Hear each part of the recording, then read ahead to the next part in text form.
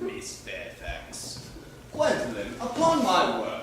Algy, kindly turn your back. I have something very particular to say to Mr. Welling. Really, Gwendolyn, I don't think I can allow this at all. Algy, you always got a strictly immoral attitude toward life. You're not quite old enough to do that yet. My own darling. Ernest, we may never be married. From the expression on Mamma's face, I fear we never shall. Few parents nowadays pay any regard to what their children say to them. The old-fashioned respect for the young is fast dying out. Whatever influence I had over Mamma, I lost at the age of 3. But although she may prevent us from becoming man and wife, and I may marry someone else, and marry often, nothing that she could possibly do can ever alter my eternal devotion to you. The story of your romantic origin was related to me by Mamma with unpleasing comments, has naturally stirred the deeper fibers of my nature. Your Christian name has an irresistible fascination. The simplicity of your character makes you exquisitely incomprehensible. Your town address is the old me I have. What's your address in the country? The Manor House, Woolton, Hertfordshire. There's a good postal service, I suppose. It may be necessary to do something desperate. That, of course, will require serious consideration. I will communicate with you daily. My own one. How long do you remain in town? Till Monday. Good.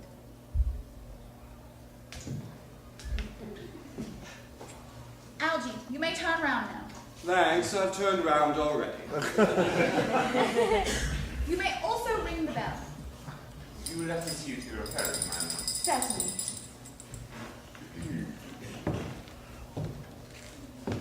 I would see Miss Fairfax out. Yes, sir.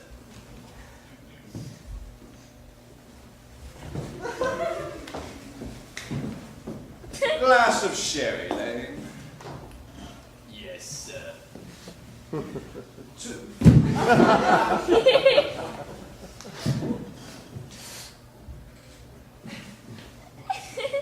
A glass of sherry, Lane. Yes, sir. Tomorrow, Lane, I'm going Bunbury. Yes, sir.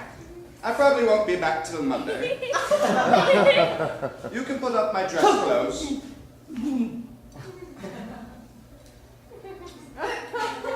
You can put up my dress clothes, my smoking jacket, and all the Bunbury suits. Yes, sir. I hope it is a fine day, Lane. It never is, sir. Lane, you are a perfect pessimist. I do my best to give satisfaction.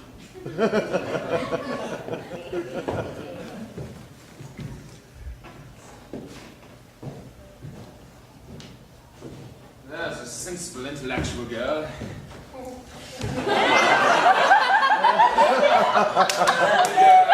On my life.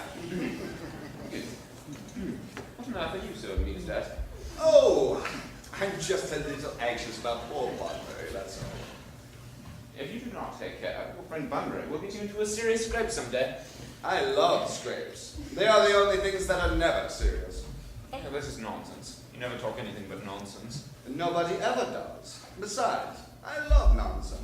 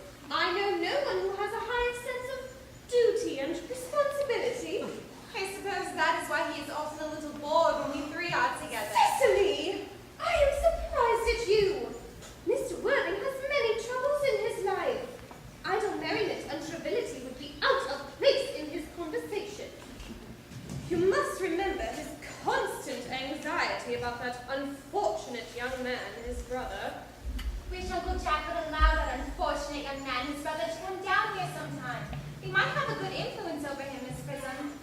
I'm sure that you certainly would. You know, German and geography and things of that kind influence a man very much. I do not think that even I could produce any effect on a character that, according to his own brother's admission, is irretrievably weak and vacillating. Indeed, I am not sure that I would desire to reclaim him. I am not in favor of this modern mania for turning bad people into good people at a moment's notice. As a man sows, so let him reap. You must put away your diary, Cecily. I really don't see why you should keep a diary at all. Keep a diary in order to enter the wonderful secrets of my life. If I didn't write them down, I should probably forget all about them. Memory, my dear Cecily, is the diary that we all carry about with us. Yes, but it usually chronicles the things that have never happened or could possibly have happened. I believe that memory is responsible for nearly all the 3-volume novels that Marley sends us.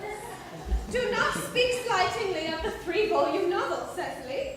I wrote one myself in earlier days. Did you really, Miss Prism? How wonderfully clever you are! I hope it did not end happily.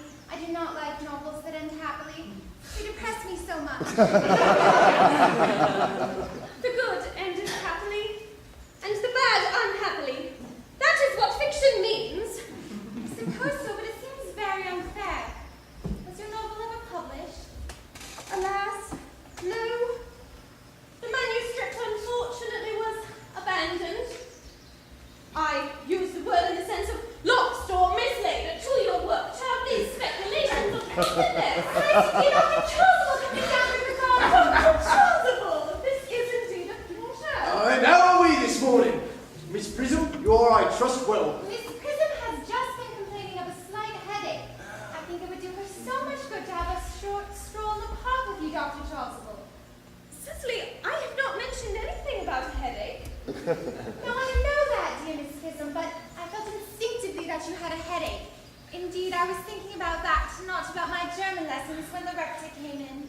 I hope, Cecily, you've not been inattentive. Well, I'm afraid I am. That is strange. We're all fortunate enough to be Miss Prism's pupil on. I would hang upon her lips. I spoke metaphorically.